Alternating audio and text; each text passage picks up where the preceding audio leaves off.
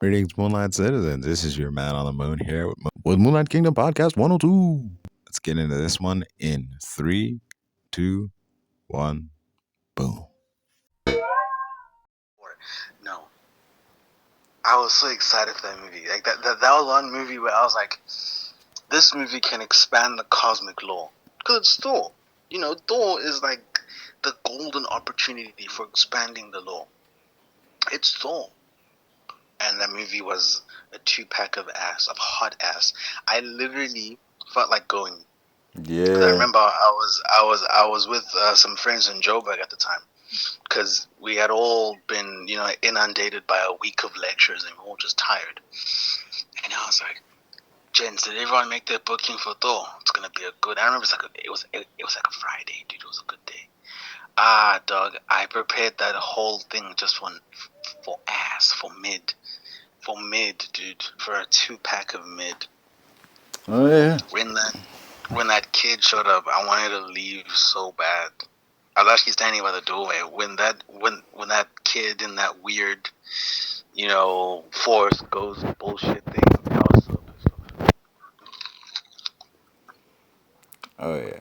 Just the whole film was so disappointing. I remember you literally called me. I think it was like a little while after you saw it, and you were like, "Man, I wanted to leave so bad, but I spent I bought a 3D ticket, man." You were like, "I have never walked out of a movie before, but damn, dude." I was really ready and waiting 100% to leave. I think when it comes to that movie, it's probably bottom 5. I know we have Black Widow and stuff, but truly bottom 4, bottom 5 in the universe. I have to say, it's such a bad movie. It's such a boring movie. It's one thing if a movie has action and like a set piece, but for it to be boring, like how do you manage to make a superhero movie boring? Like, look, Man of Steel isn't boring. Man of Steel is Man of Steel. It's a movie. It's not a good Superman movie, but that's a good fucking movie. But that movie's not boring. It's not boring at all. You can watch it. It can grab your attention. It might not be good because of writing or whatever, but it can grab your attention. That was the first time in a Marvel movie where I literally yawned. I opened my mouth and I exhaled exhaustion from my brain. It was so embarrassing. I was like, what? How was this a Marvel movie, dude? We're seeing fucking what is it? A UN conference with New Asgard and America. Nigga, who cares about that? I do not care about that. I don't care about Jane Foster. And you see, because it's now the movie is boring, and the story beats are weird, and like the rationale for it is weird. Because I mean, look at the comics. Jane Foster becoming Thor didn't need her to be what in like Thor's what is it like Thor's radius? What is it? What were the actual parameters of that stupid ass movie? It was like she can be Thor, but every time she does, it eats at her lifespan. Okay, it eats on her lifespan, and Which doesn't also make sense. pieces that I don't even know if that was in the comic. I don't remember that being in the No, comic. because she does have cancer, but the plot line Yeah, she about does her have becoming cancer. Thor eating away her lifespan does not make. That's not in the comics. That's some shit they added for the movie. That's what I'm wondering, because I know that in the first initial instance of them making her a Thor character, it was to help the cancer thing, Yeah, that was and it. then That's from literally that she fucking became it. her own hero. She was out there in space with Odin, like she was really doing like big ass things, but for the fact that we didn't get any you know unworthy plot points, fucking Beta Ray Bill. Like we got none of that stuff. They glossed over a lot of that stuff. We We know he hardly got exists any though. information about. That's the thing. We know he exists. We have shows. What was it? Showings on the tower that specified Yeah, and in enough. Thor Ragnarok, there's like a statue with his head on it, so he does Exactly. exist. He's just out But there like no somewhere. mention of him.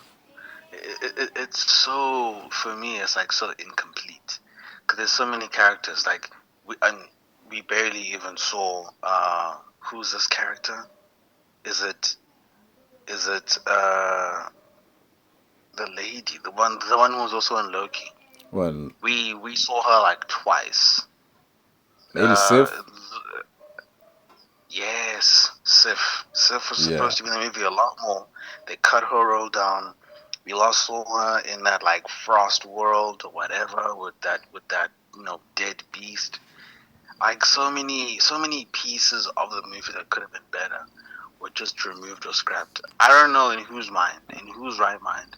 Yeah, I I don't know remember who you were thought excited for that piece specifically because in the exactly. comics, when he takes on that Mm, giant god in the frost and shit, you talked about that one and you like, oh, we're gonna see Gore take down all these gods, and oh man, this fight specifically is gonna be sick because that's the one that bro. lets you know how powerful Gore is compared to all these gods. Yeah, And they didn't even show exactly. it. When Thor arrives, dude's already dead. Dude, even the way we kill the earlier god, that like golden guy, this guy who's like eating grapes and cheese.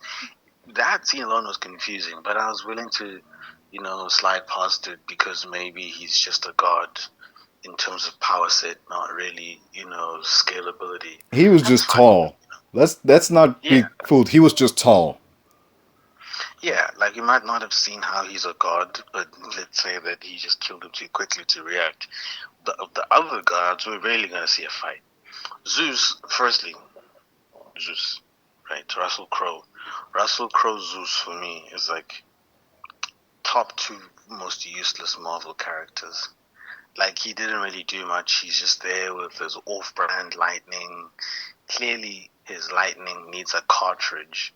Like it's not an expendable forever thing. Like it's so stupid. He's Zeus. Why do you gotta use a fucking bolt to focus your lightning strikes like you're Thor Jr.? Like I don't understand it. Just fucking bring the lightning, bro. Just keep throwing it. The only way that they wrote themselves out of that corner is that the lightning bolt is so fast, so it keeps striking, and you can call it back and strike, you can call it back, and yeah, it's like a fucking glorified boomerang It's that basically Cap's fires. shield. You know, like Pretty much, I don't, I and that's the remember point. Like, you weren't feeling that way in the start trailer. Because when they engineering showed him. him in the trailer, you were like, well, it's a more lore accurate Zeus because Zeus wasn't exact. Because you were comparing him to Zeus in the Disney Hercules movie. Because they made him a Exactly, family man and shit. And you were like he's like, kind. yeah. And in this Yeah, one, you were like, no, he's more lore accurate. Because Zeus had bitches back in exactly. the day. Yeah, Zeus got it. Zeus got it on a woman with some men. He has multiple kids, not just Hercules. So it was good to see like a slob Zeus, who's still a powerhouse when he has to lock in. Because that's the thing about Zeus; he doesn't look like a powerhouse till he actually pulls up his robe and strikes something. But in this movie, we just got a deadbeat Zeus. Has no powers that are like notable. He has no good scaling. Literally, Thor takes him out like he's an inconvenience, like he's a dumbass. He catches his lightning and does whatever badass thing that he does because it's Thor. But like the whole thing, you useless villain, wasted, wasted characters. Zeus especially, like the Pantheon. How did you feel about the god stuff? The things that were in the Wakandan world, the things that were, like clearly it's the deities that us as Marvel universe civilians, if we were living in Marvel, We it's saw clearly Bast's the deities that head. we would believe So that's something. We saw like in. the head of Bast in like the corner of the screen for like a few seconds, and we got Yeah, like, yeah, we you know, did. Korg was like, oh yeah, there's the god of my people, and he's like made entirely of scissors. Which, okay, it's a rock paper scissors joke, but realistically makes no sense. Why the fuck would rock people worship a being made of scissors? Like what? It's just dumb Marvel humor. The way that the Cronin, I mean, wait, actually, that's actually a good question. Are we told much about the Cronins? Because again, the whole Cronin aspect has ties to World War Hulk. You know, so we didn't even get anything about that. We didn't get any mention of Hulk. I'm pretty sure some people who miss Hulk.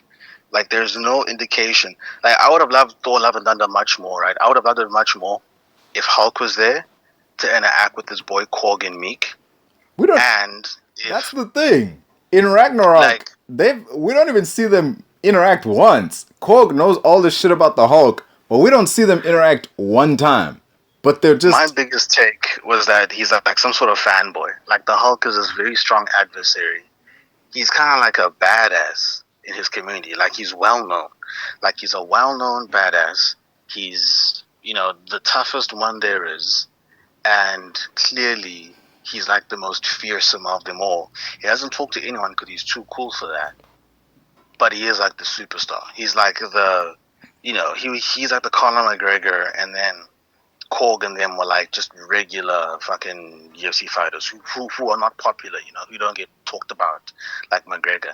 That was my takeaway. But like in some slight capacity, they knew each other because that's the person who was in like this fighting league of theirs.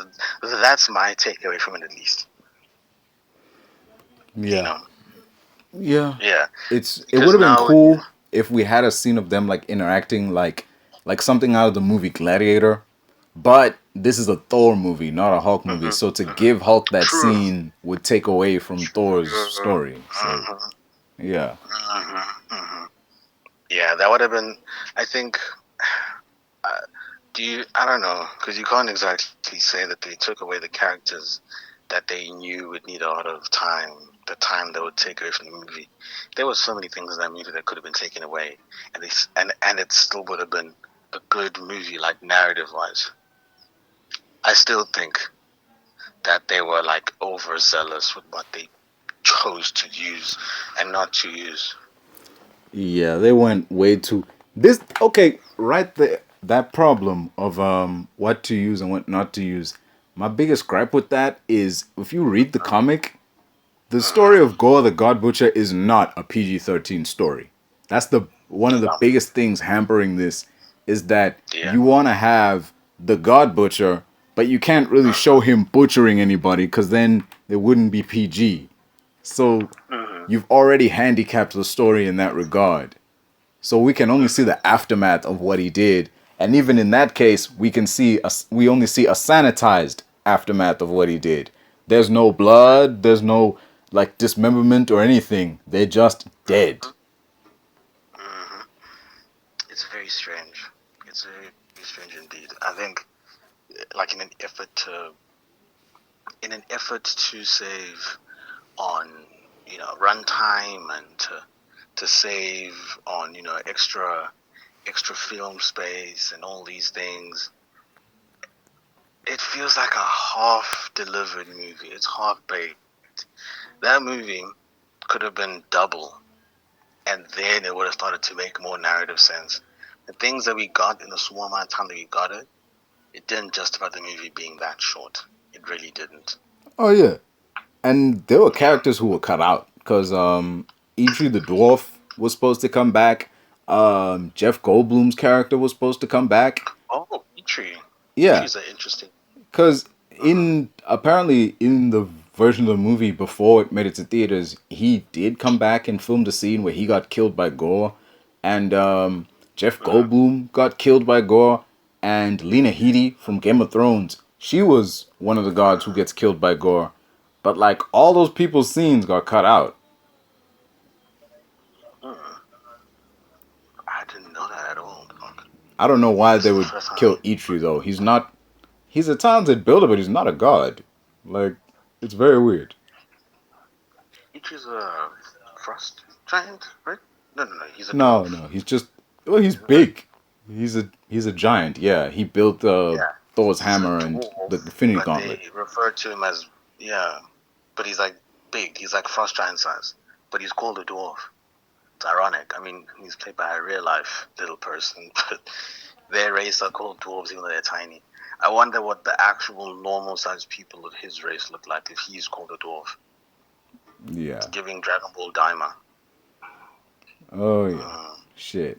What's your stuff, man. that I wanted to ask you about that, man, because last time like we talked about Well, like what? Dragon Ball, you mentioned Daima rather negatively. What's your problem with Daima? I don't see the beef. You know what it is? One thing I'll say, Doug. My biggest issue with Daima is the fact that they don't. They're not too focused on continuity, but like continuity is literally a factor of Toei animation. If you're doing animated stuff, you have to make sure that there's continuity. Like the only medium that doesn't need to worry about continuity is manga. Because the manga is one continuity. From 1986 in Dragon Ball to 2000 and whatever year it is right now in Dragon Ball, it's one whole timeline. Like it's just one whole thing. It's one thing only. So my biggest confusion is why is it that when Toei Animation decides to make any Dragon Ball content, right? They look, Toei is an established company. They are extremely popular and they have the vast resources to keep things like these congruent. Why can't Toei bother with having the right amount of continuity in its story when telling these stories? Why is that? Why are they so not? They don't care about continuity when really they should. Now, when it comes to continuity, specifically what I'm referring to is the fact that in Daima, we have a lot of conversations, a lot of showings about Super Saiyan, the Super Saiyan ceiling, what Saiyans do, the history of Saiyans, the history of margins, the history of actual deities, just like who's this? The young Supreme Kai, the Supreme Kaisers as a whole, and the other like deity dynamics and hierarchies. There's just no defender because firstly we are told only after the inception of Dragon Ball Super that there are people who are stronger than Goku in the universe, such as Beerus and Whis. Yet in Daima and even in OG Dragon Ball, of course, because it's supposed to be one continuity, we have repeated statements from the Supreme Kai saying, from the Supreme Kai, from the narrative, and from Goma and them, saying that Goku was the most powerful person in the entire universe. And we simply know that that's not true. And for Daima to be saying it is so especially stupid because, look, man, Daima is the current newest project. Like, it's not, Daima wasn't made 10 years ago. Daima is like now. They know, and they still fucked it up. Like, I don't know, dude. I don't know.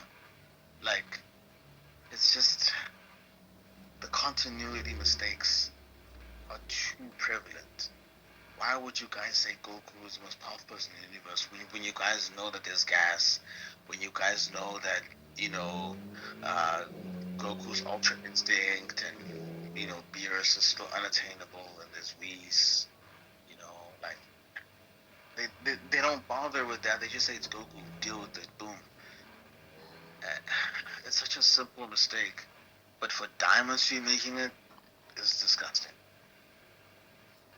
So many narrative mistakes, so many narrative choices. Weird things like no Gohan. Like Gohan is completely omitted from the narrative.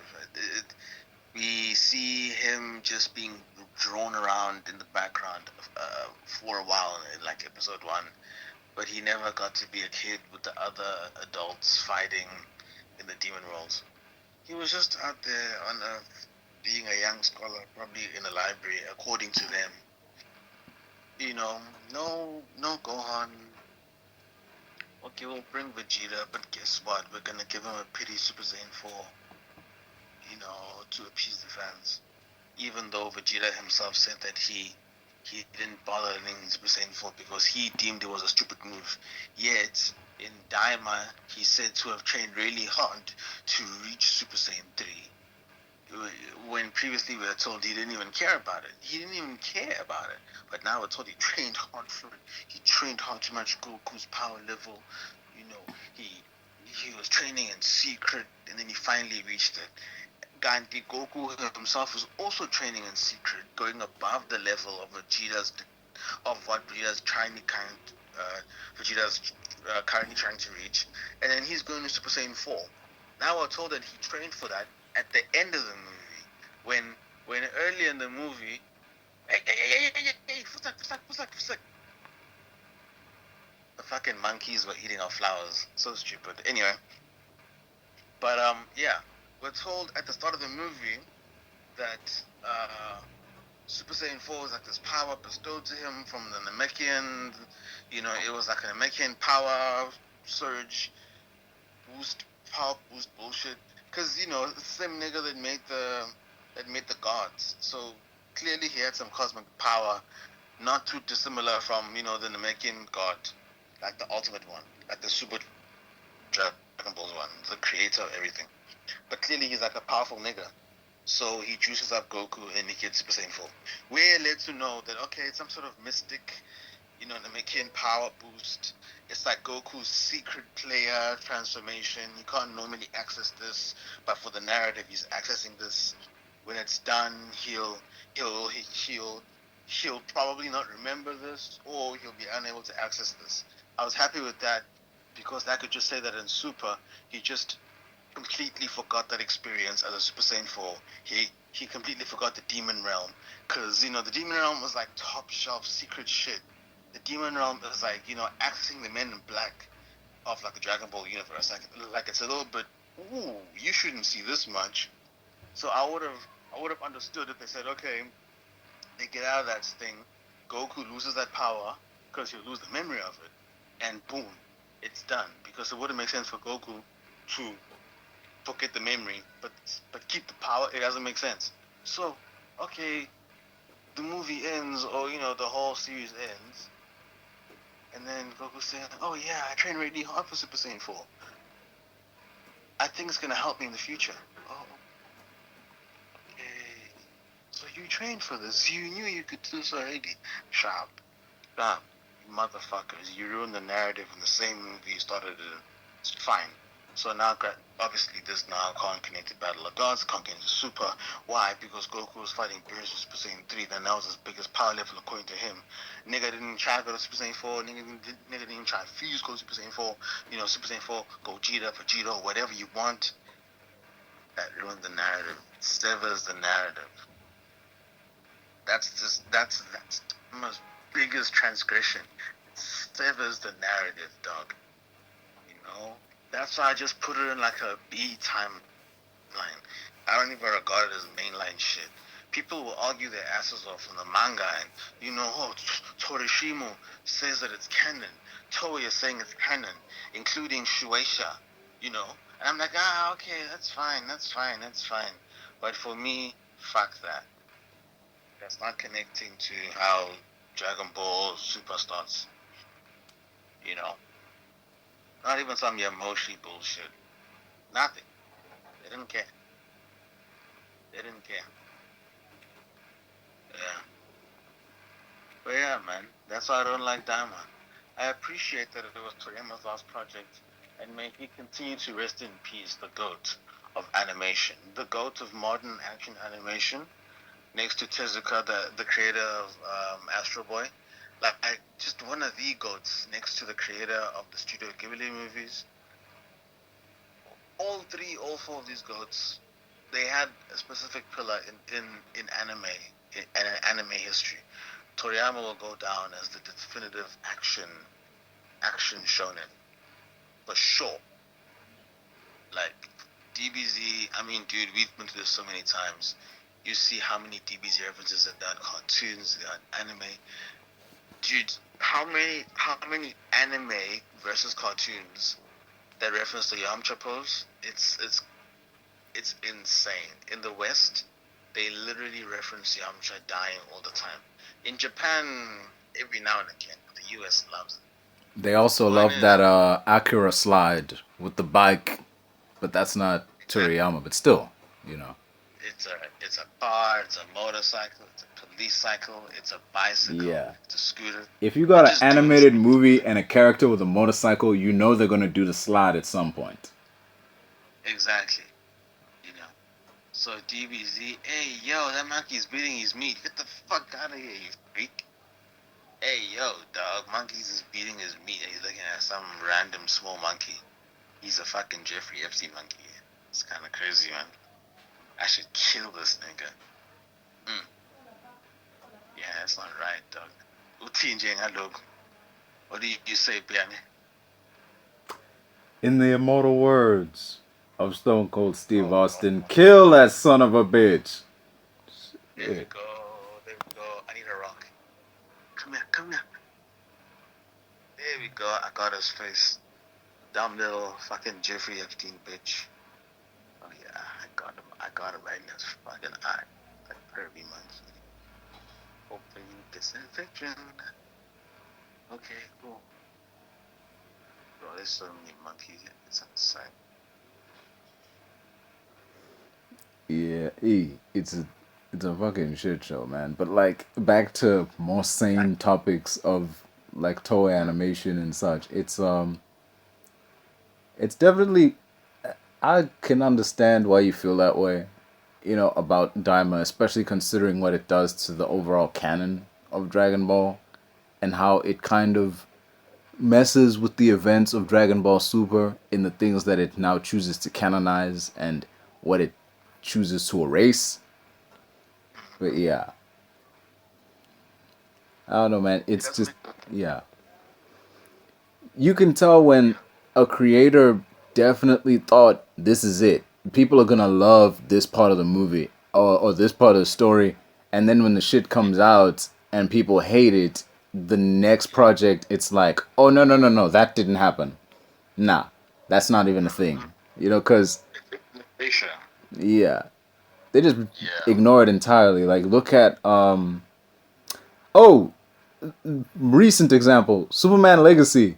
You remember the tape where they were like the Superman's parents, and they were like, you know, when you come of age on Earth, you know, take all the women and like have them bear Kryptonian children. Like they basically wanted him to go around and like basically impregnate people to make more Kryptonian children and like become a dictator and shit. And the whole movie, right? They were like, like he. They don't even entertain the idea that this tape could be fake. Right away, the moment he posits the idea, like, oh, maybe it's not real. Like Mr. Terrific is like, nah, man. I know those computer guys that Lex Luthor uses. They wouldn't have vouched for it unless it's legit. And then Lex Luthor is like, no, this is real. I actually got it from his cave. You know, like my team translated it and shit. And everyone's basically saying the tape is real, the tape is real, the tape is real. And even fucking James Gunn was like, oh, the tape is real.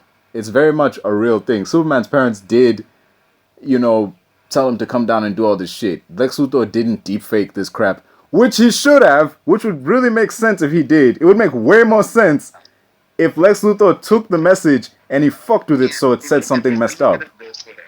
Yeah. That so-called stupid branch of thinking led smarter people to piggyback off of that theory to you know, specify that what if Brainiac changed the original message during transcription. Like he changed it in real time. Like he super hacked it in a way where he made the original metadata the thing that he altered already. So it's not like it was altered. That's the original data, yes, but it's because Brainiac. That's because he intercepted it as it was being made and sent over, and he hacked it at the same time, real time. But because people see it as the original file, which it is, it's just that it was hacked during transmission. You know what I mean? Yeah, I get it. It's so fucked. You know you fucked up when your fandom has to make excuses for your bullshit. And now, seemingly, you know, we have confirmation that indeed Man of Tomorrow will be a Brainiac movie. As a matter of fact, didn't Brainiac get cast recently? Yeah, it was some dude. I don't know who that is. Same thing with the Clayface movie. I'm like, I don't know who this guy is, but like, okay, You cast him for a reason, I'm sure. But like, But for the fact that he's been cast, now we know where the narrative is going. I don't know, man. Right there. Thing is, James Gunn gave a pretty wishy-washy answer after the movie came out, and people were like, is this? Could this letter be? Could the message be fake? And he's like, I don't get why people think it is. He never said it wasn't or that it was. He's like, I don't get how people could think that it's not. Like, because this person said this person said that. It's like, we don't care what this person said, man. We're asking you. You're the one who directed this shit. Tell us, is it fake or not? Again, wishy-washy. Shit. He just doesn't understand people having a hard time believing that Superman's parents would do this. That's his biggest issue. Like, why wouldn't these guys ask this of their kids? You guys are too.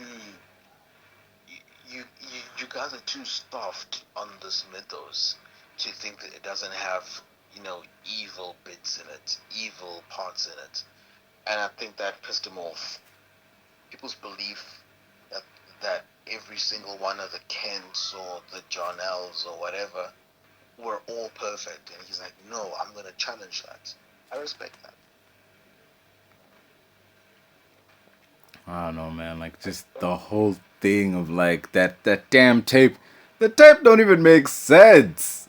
Like, you sent this with your child, thinking like they would one day grow up and find it and then be like, yes, father, yes, mother, I will fly across the world impregnating as many women as possible to produce Kryptonian offspring and then take over the world because the people of this planet are stupid.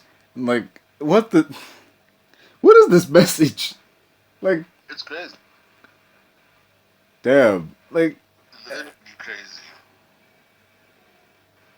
Like, it would have been a lot better if it was fake. It would have been better if, like, Jor-El's message was, like, some shit of, like, oh, I love you, son, do all this shit, and, like, it was edited. Yeah. Part of it probably is fake, but I don't think all of it is fake.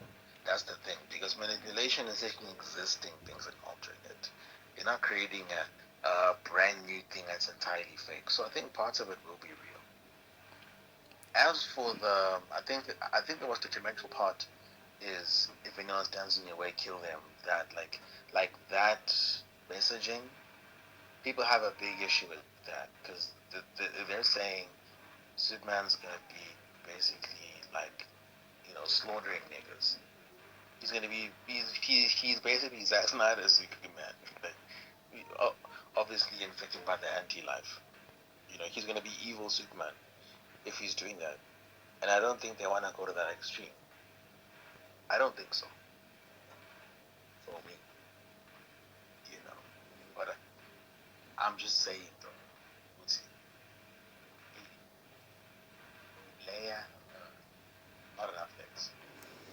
Also, okay, let's say the message is real. Okay, going off the basis that the message is legit, and they did, in fact, send him to this planet with the message to impregnate the women. Why would Supergirl not tell him that? Why would he not ask? Because at the beginning of the movie, when he sees the message, it only goes like halfway and then it cuts out.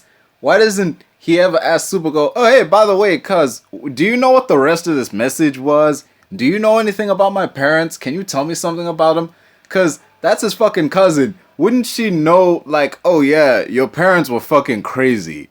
They wanted you, they like sent us here to take over. They didn't send us here to become heroes. Like, why wouldn't she tell him that? Why wouldn't he ask? Like, that's the one family member you have left. I would say, number one, because she's a drunk. Number two, she's depressed. Number three, she's an addict. And number four, she's usually off-world. That's just my biggest assumption. And she doesn't care about opening up about her family or about her past when she was still a Kryptonian. Because now they're both the lost homes. Dude. You respectively. You cooked when fucking She-Hulk does a better job with heroes now have to recontextualize large parts of their lives, because when fucking She-Hulk like started getting her powers and shit started popping off, and she like really wanted to like she was really concerned about where her life was gonna go and whatnot. That was the point in the story where she was like, "Hang on, let me call Bruce and let me like get his take on this," because that is what Superman really should have done when he found out about that message. And he found out the shit about his parents. That should have been the point in the story where he's like, let me confirm whether or not this is true. Let me not take everyone else's word for it. Where is my cousin? Let me go find the one person on Earth, or not on Earth, but one person left in the universe who could possibly confirm with 100% certainty the validity of that message. Instead of him doing that, he just is like, they took my dog. I'm gonna turn myself in. Maybe they'll take me to where the dog is. Like, really? Did you even look for the dog, man? Like, He's a real chud for that, I feel. like He's a real chud for that. they weren't even. Chud. What's weird? They weren't even like. What's weird is that they weren't even asking for his arrest or anything. Like the crowd just like the crowd was like, "Fuck the fact that you just saved us from a giant kaiju." Like, oh, this motherfucker's trying to impregnate our women, and like one guy threw a can at his head, and like that's it. Like the crowd turned on him, and like Peacemaker like shit talked him on the news, and that's it. That's enough for you to be like, I'm gonna turn myself in. Like they weren't even calling for him to be arrested. Like It was highly stupid. Highly stupid. yeah, he could seriously. It's he should have done what the fuck he did at the beginning of the movie, dude. You know that phony interview you booked with Lois? Just book an actual interview and tell your side of the story. Just tell people like, yeah, I haven't done any of the shit that I'm being accused for in this tape. I won't do any of this shit. Like, I'm actually a good dude. The fact that I've saved y'all all this time should prove that. Just book an interview and tell people what's really going on. And tell them like, yeah, this motherfucker kidnapped my dog. You know, like, instead of just like bitching about it to Lois Lane or yelling into a fucking camera when like, dude, he rage baits this dude. Fucking Lex Luthor is a troll. That's what all he is in this movie. He's a troll, and he successfully rage baited him when he said something about the dog, and then Superman was like, you heard that? He knows where the dog is. You heard that? You heard that, didn't you? Like, dude. That's stupid. That's so dumb. Jesus Christ, man. We know, like, I get it. Lex knows that Superman has super hearing, so if he whispers a little bit, like a little bit of bullshit about the dog, he knows he'll hear it. But Superman would have to know that no one else heard that shit. Like, Lex Luthor knows no one else heard that shit. So him yelling like, did you hear what he said? Like, what? No, motherfucker, we didn't hear a damn thing. We just see you screaming into the camera like a lunatic. Like, So stupid. oh, shit. I hated that part, man. Like, I'm gonna say this, bro. Superman did not feel like the main character in his own movie. Stuff happens to him, not because of him. Oh, for sure, dude. For sure. I think James Gunn really missed the mark when having like the Superman and Fred's marriage. You know what I mean? Yeah. Yeah, because even when they announced the shit, you remember way back when they announced, oh yeah, Superman's in this, Mr. Terrific, Green Lantern, Hawk Girl. Right, even back then, I was like, this ain't a Superman movie. This is Superman and then some. Because, you know, even way back then, we were talking about like how, yeah. People were happy they thought it was setting up Justice League, and they thought the movie would end like Batman, like a Batman appearance. But obviously, ultimately, we know that none of that happened. Yeah. You also know that at the end of the day, it's like a movie that is also made to help prop up a hero because they probably get shy, get bored. So you need some characters to like add some substantial padding into it, just to make sure that people's attention tricked enough, the entire 90 minutes or whatever. Yeah. So it's a matter of, do you have enough characters to capture these fucking, goldfish potential Gen Zers or whatever? And you physically, like, you have to. Because now, you see now, like, the problem is, what the fuck is, oh, fuck.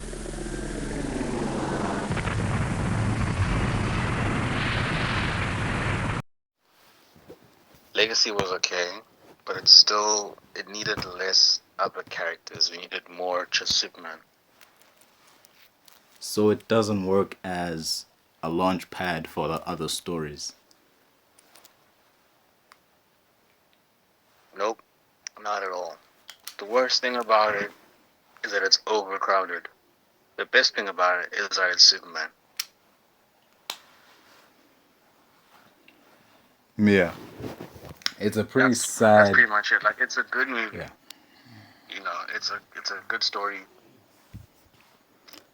Classic Israel Palestine stuff. The only problem is, if you were to nitpick, it would be the fact that Superman doesn't see a lot. Superman kind of spends like an hour in the movie. Like, the dude suffers from like Lone Ranger syndrome. He spends like an hour of the movie fucking up, and then in the last 30 minutes, they're like, "Wait, we need to make him very competent because he has to save the day all of a sudden." Because if you look at, I call it Lone Ranger syndrome because you look at the Disney Lone Ranger, it's really Tonto who saves the day. It's Johnny Depp who's kind of the main character for like a full hour. And then the last 30 minutes, like, okay, we need to give Army Hammer some shine. Now all of a sudden, even though he's been a bumbling idiot who's been afraid to kill people, now all of a sudden in the last 30 minutes, he's very effective at his job. He's like he's riding a horse on top of a train. He's one-shotting bad guys. He's pulling off all this crazy shit. Whereas, like, in the hour leading up to this third act, he's been a buffoon. Like, that's kind of what happens with Superman. I'm not saying the movie makes him look stupid. I'm just saying the movie shows him kind of ineffective until, like, that third act where he has to go up against Ultraman. It's like, okay, now it's time for him to whoop ass. Also, did you expect Ultraman to just be him? No. Like, also, I refuse to acknowledge that as Ultraman. That is not Ultraman. Ultraman is with the Justice Syndicates and all that shit. That's Ultraman. This should have been Bizarro. Here's the thing, though, right? You know why I don't want it to be Bizarro specifically? Like, I know it's gonna be like Bizarro, but you know why I don't want it to be? What's up? Bizarro Superman is like, he's not just a dumb Superman. He is from another universe. Like, he's the swapped version of him. If Superman's charming and polite, Bizarro is very mean. Like, he's very cold. He's very catty. He doesn't have the qualities of Superman. He has the reverse qualities. He's still a hero, but he might rob a bank instead of save a cat lady. It's a bit weird. So, I still want Bizarro to come from his own universe, to come from his own, to have his own people, to fuck his own Lois Lane type shit. I don't want him to just be a weird clone from the actual main Earth. I want it to be like his own individual, just like he is originally.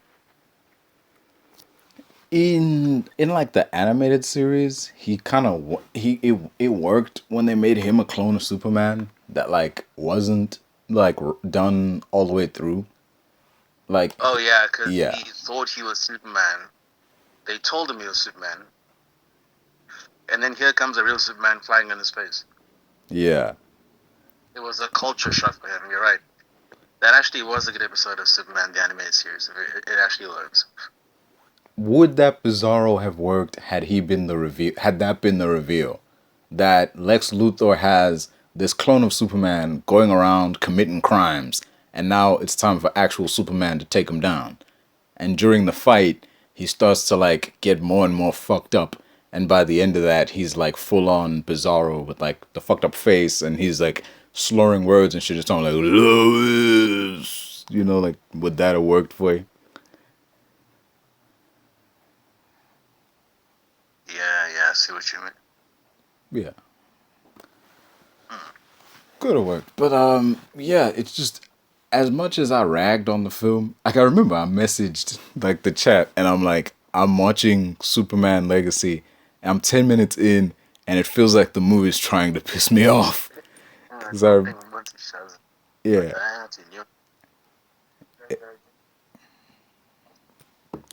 yeah. So it was just, I don't know what it was. I just remember watching the shit, and I was annoyed because we see him crash in the snow for like full on Yamcha pose and shit, and then the dog shows up.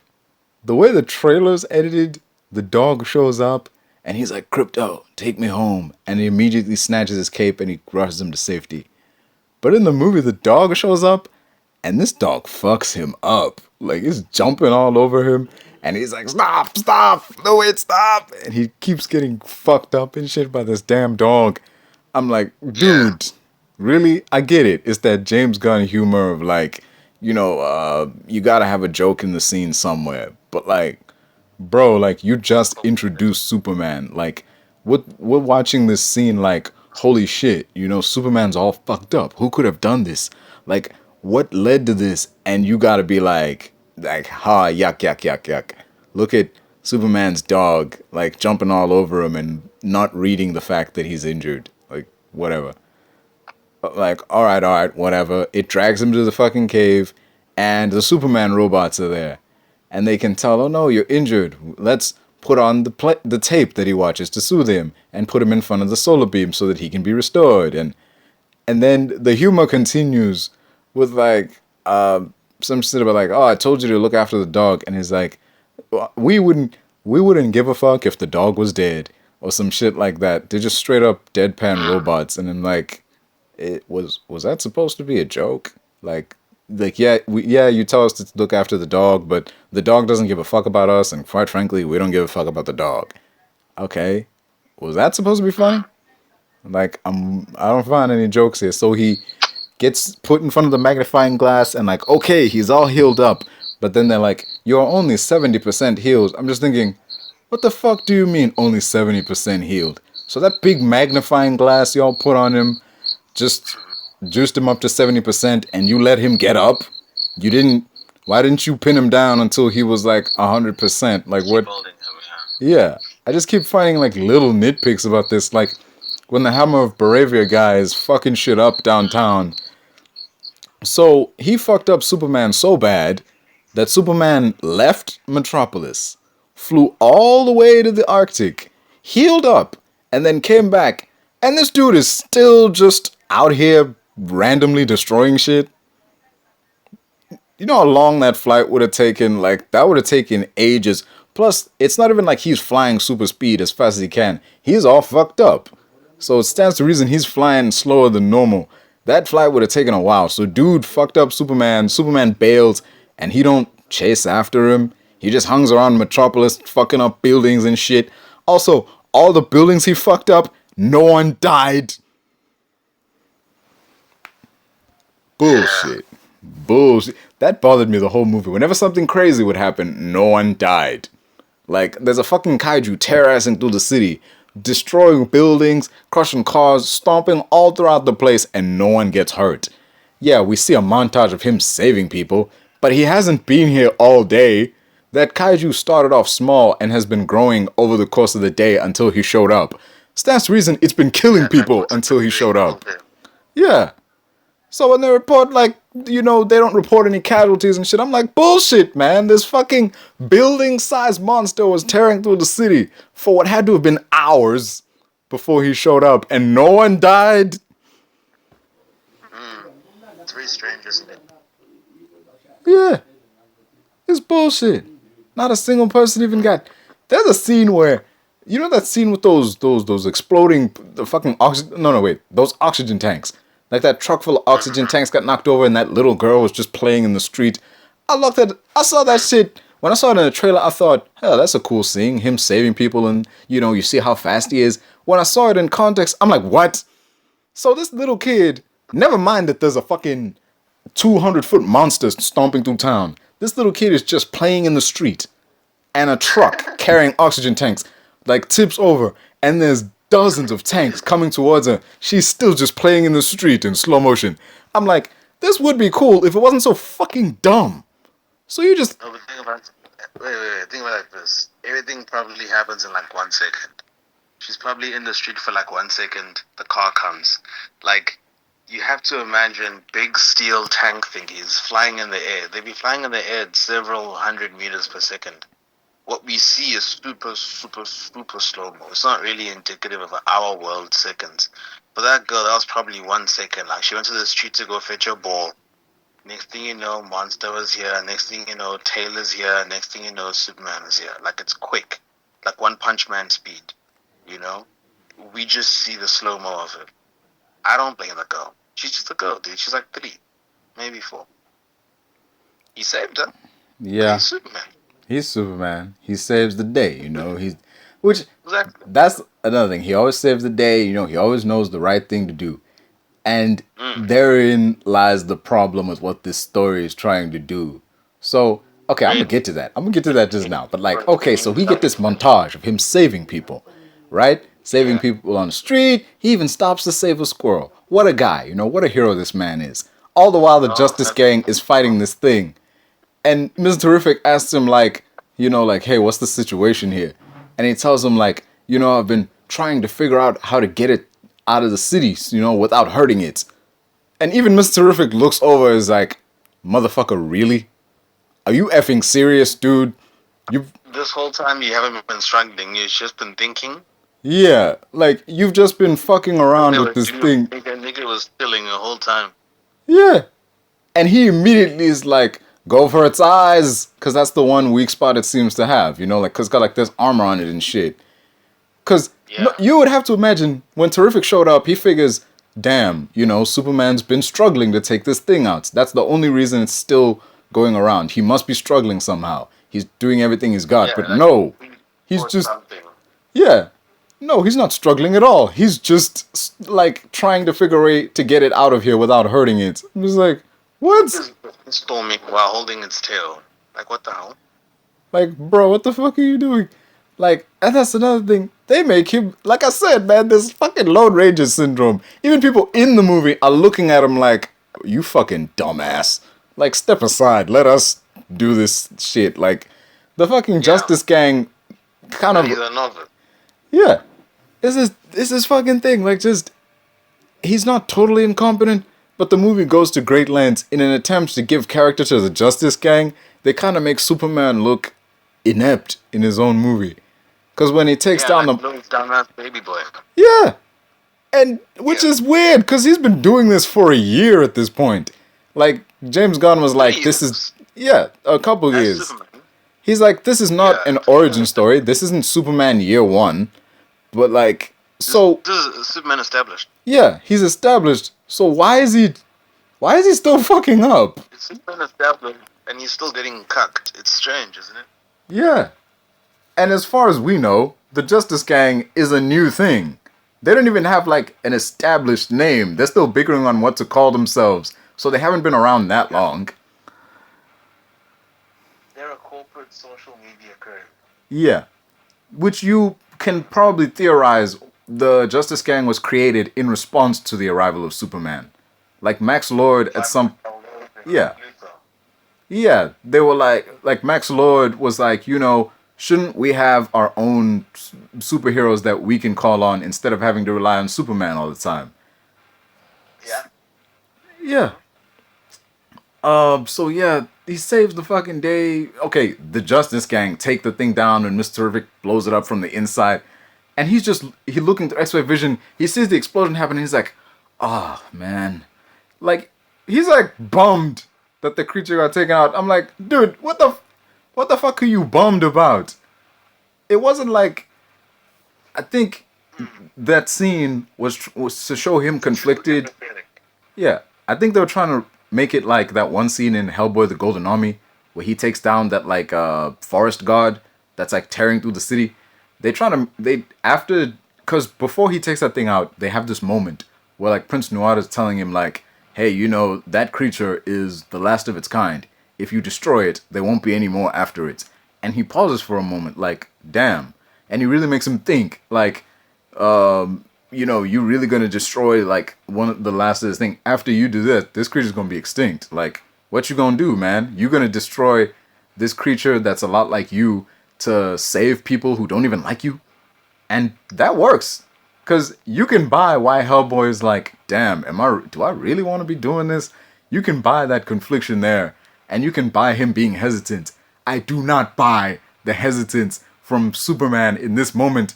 Cause this isn't like some last of its kind creature. This creature seemingly isn't sentient in the way that forest god was. This is just some mindless beast tearing through town.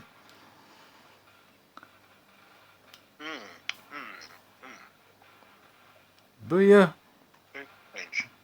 it was very strange. So they take the fucking thing down and fuck. I said I was gonna bring something up, like something about him like saving people and shit, but whatever. Oh yeah. So he saved everybody. He saved the day with the Justice Gang. That's fucking it. He didn't save the day. When the creature stopped, he doesn't get any credit. It's entirely the Justice Gang that gets the praise. So it's like, never mind that this dude has been fighting this thing for what appears to have been all afternoon. Never mind that he's been saving people. It's the Justice Gang that ultimately deal the final blow. Dude got cucked in his own movie. Okay. And then the tape happens.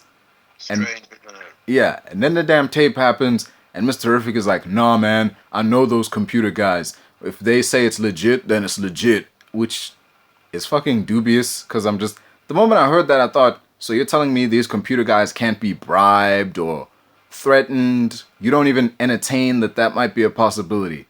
The movie doesn't want you to... No, they're perfect. Yeah, no, dude. Yeah. Even though they're working for Luthor. You don't think they would lie? You don't think they would claim that the tape is fake? You don't think Lex Luthor would buy off the only people who could prove him wrong? Like, bruh. Whatever. We take it so face value. It's like, what? Yeah. The movie jumps through hoops to be like, nah, man, the tape is real. Superman's parents wanted him to just come to Earth and be a dictator. You know, like, it's real. So many different sources are like, the tape is real. Don't even question it. Just accept it and move on. But what the tape is, it's pretty clear that Superman isn't that. He is not what his parents wanted him to be. He is not some evil fucking dictator who's gonna create a secret harem of all the Earth women. Because he ain't done none of that shit yet. Well, not yet. He ain't done none of that shit at all. He's never even hinted towards doing that shit. But everybody immediately believes the tape. No one thinks that it could be a deep fake. No one is like, nah, man, Superman wouldn't do that. The people who were cheering him not even 2 minutes ago were suddenly throwing cans at his head. They're booing him. The news is shitting on him. The news that was cheering him, like, earlier in the movie, like, hey, you know, Superman flew into Baravia and he saved the day over there. Now they're all of a sudden like, man, Superman's trying to fuck all the Earth women. You know, he wants to create a secret harem and shit. I feel like that was just a joke. They just wanted an excuse to say harem a bunch of times, man. Like, dude, like, just, this is ridiculous. Even how seriously Green Lantern takes this, proves like how ridiculous all this is. Because he walks in and he's like, dude, you got a secret harem? You're like, if this is true, you're exactly the kind of threat that I was sent here to stop. Like, really? The fucking Green Lantern Corps enlisted you to come down to Earth and stop aliens from fucking humans. Are you for real, man? Sure. Whatever. They're being cocks, basically. Yeah, whatever, dude. Like, just, what the fuck ever. So everybody believes the tape, and, you know, he has his moment of, like, he's just sitting in his apartment moping because, like, Krypto got kidnapped and his robots got destroyed. We'll come back to that, by the way. Key word, the robots got destroyed. Right? They're all sliced to pieces, and he's very sad. And he goes off. He has a whinge about Krypto being gone, and then he like whinges to Lois. My parents, blah blah blah. My whole life has been a lie. You know that bullshit. But like, there's not even a moment where he even Because dude's whole life has been on living off what he thought his parents' message was. And that's why he became a hero. That's why he did all this good shit. He thought his parents sent him to this world to be a good guy and save the day. Now that he discovers this is not true, his whole life is seemingly thrown into question. Keyword, seemingly. Because once he finds out what the tape really was, he doesn't just be like, okay then, I guess so. Time to round up some bitches. Like, no! He's still doing hero shit. He's still being like, like thinking about doing the right thing. Because he knows what the right thing is. There isn't a single moment where we buy that he would even entertain the idea of doing what his parents asked him, because the movies presented him as such a goody two-shoes up until now. So this shit goes nowhere. Yeah. It really makes you think, huh? Yeah. It's just... What do you think about the future of Superman? I think they're gonna ignore the tape. They're just gonna pretend it didn't happen and continue, like everyone's gonna continue loving Superman, because by the end of the movie, they all just pretend the tape didn't happen. They love him again. The movie has reset. The character has learned. Fuck all. The only thing that changed is that the robots, mind you, now repaired robots, repaired by who? We don't know. The now repaired robots play a different tape when he comes to the cave. That's it. That's all that's changed.